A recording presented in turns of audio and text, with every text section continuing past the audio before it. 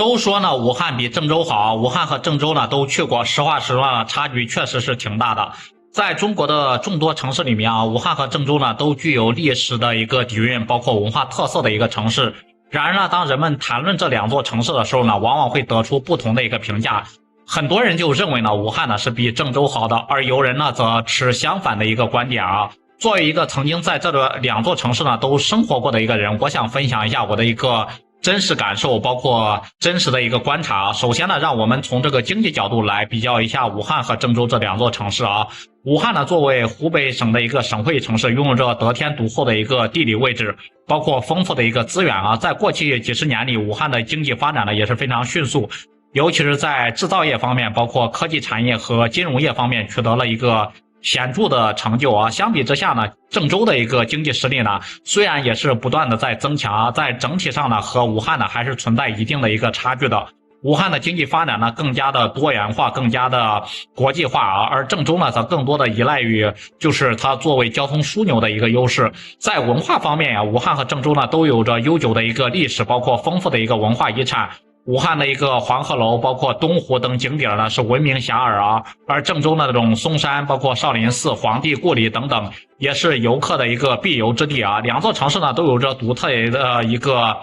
地方文化，包括风俗习惯啊。在我看来呢，武汉的文化氛围呢可能是更加的一个开放和包容，包括大学城嘛，这种大学文化是特别的有包容性和延伸性，而郑州呢则更加注重传统文化的一个传承和发展。再来谈谈一个生活品质方面啊，武汉和郑州呢在生活的一个便利度，包括公共设施，包括环境治理等方面呢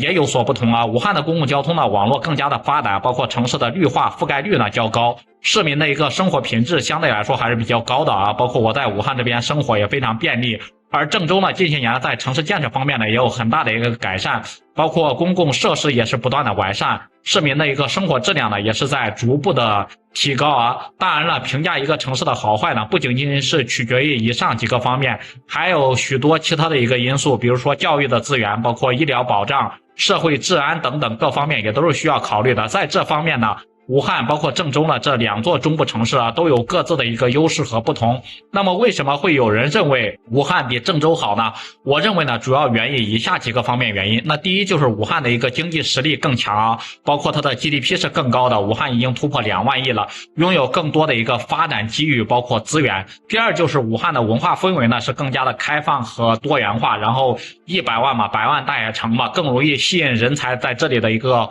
汇集啊。第三就是武汉的一个城市建设和公共设施呢那是更加完善，生活的一个便利度呢那是更高的。我想说的是啊，评价一个城市的好坏呢并不是绝对的，而是一个相对的啊。每个城市呢肯定都有自己的一个特色，包括优势，也有自己的一个问题和不足。我们应该呢尊重每个城市的一个差异性，包括独特性，而不是简单的呢将它们进行比较和排名。在我看来呢，武汉和郑州呢都是值得